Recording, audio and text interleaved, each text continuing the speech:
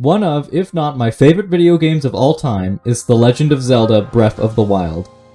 This game was my introduction to the Zelda franchise, and it left such a huge impact on me and my love for video games. So with the sequel coming out this week, I feel it's the perfect time to finally make a video covering this amazing game. As someone who loves the design that goes into the games that I play, I want to try my best to analyze the design of Breath of the Wild to learn how the game managed to make me fall in love with the world and series as a whole. So without further ado, let's dive into the legendary design of Breath of the Wild. Extremely memorable games like Breath of the Wild leave a lasting impact on the player. The way this is done varies depending on the game, but one of the ways I believe Breath of the Wild created lasting memories for its players is through immersion. Immersion is a term used to describe a piece of media that makes the viewer feel that they are truly inside the world of the story.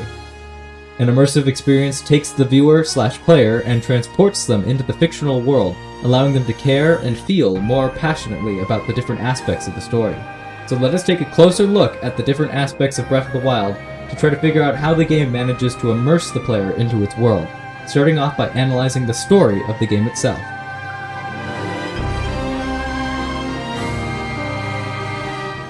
The story of Breath of the Wild follows the main protagonist, Link, the hero of Hyrule entrusted with a legendary blade, and the one destined to slay the great returning evil known as the Calamity. But when the beast returns, the hero fails and falls in battle, only able to be saved after being put to rest for 100 years. Now Link has to regain his strength if he wishes to still be able to liberate Hyrule from this calamity. The game itself definitely falls into the genre of a hero's journey, as we follow Link's rise back to power to complete his life destiny. Now that we know what genre the game is, let's try to figure out its tone.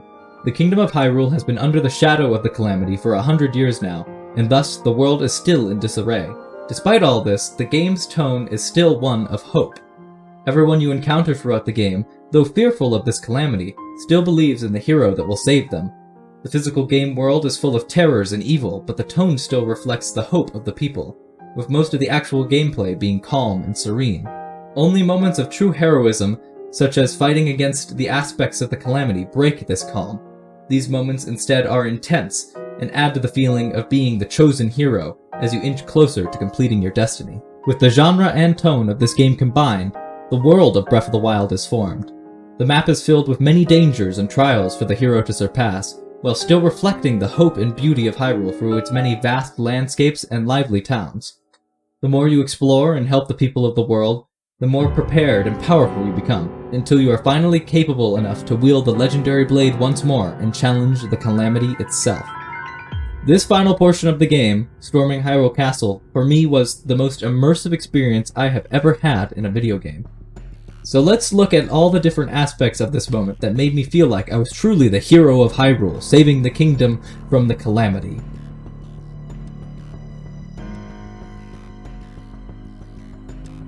Starting with everything that is built up to this moment. You venture off going to the 4 main towns in the corners of Hyrule, retaking the divine beasts, colossal machines that act as weapons to weaken the Calamity. The main quest really helps set up the importance of the finale. You get to see the different people of this world and learn how much they've suffered, showing you what is at stake.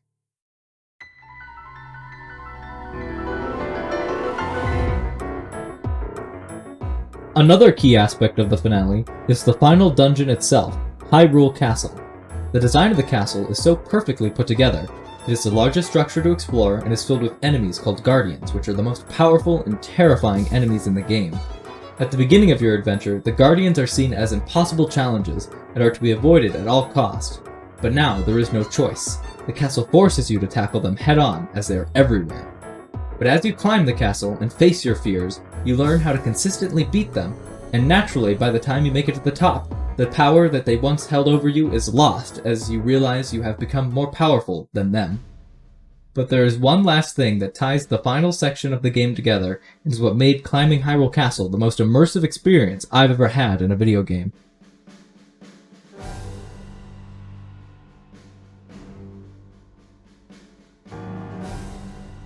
There are no possible words to describe how awesome you feel ascending the fortress that is Hyrule Castle, all while an incredible soundtrack plays in the background.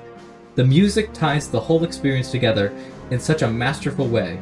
It is intense but heroic, and in no way solemn. It highlights all of the hope that the kingdom still has for you, and the importance of this final portion of your quest, making that moment when you reach the main sanctum all the more meaningful. The music in Breath of the Wild is some of the best video game music I've ever heard, but the Hyrule Castle theme will always hold a special place in my heart for making me feel like I was truly the hero of Hyrule that would slay the darkness and finally free Hyrule. With that, we come to the end of our analysis on Breath of the Wild, and how the game manages to immerse its players into its world with its expertly crafted theme and fantastic execution of its genre, managing to tie the two together in a wonderful final dungeon. I hope you all enjoyed this different style of video as I tried something a little new here. I love game design, and I really wanted to try my hand at dissecting one of my favorite moments in any game I've ever played. So, if you want to see more content like this, like the video and comment down below what game managed to immerse you in its world. Anyway, that's all I've got for you, and I hope to see you again very soon.